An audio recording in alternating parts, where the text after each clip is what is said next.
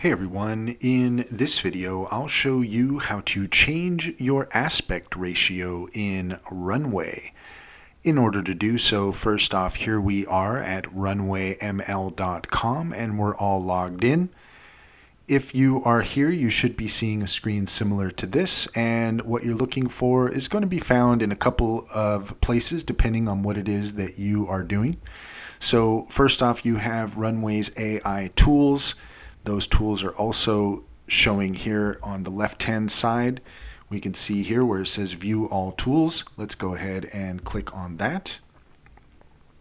And now we can see that we have text to image, image to image, and I believe generative session as well might be. Let's go ahead and take a look at that because I think that this is, yes, so this is where you can add an image and you can turn that into a video. Let's go ahead and just take a look though at the text to image because there's a good chance that this is where you're going to be. So if we go to text to image, then you can see at the right hand side where you can modify the aspect ratio of the image that you hope to generate. So you just click on that drop down and you'll see that you have a few options here to choose from, and you can select whichever aspect ratio is the best for you.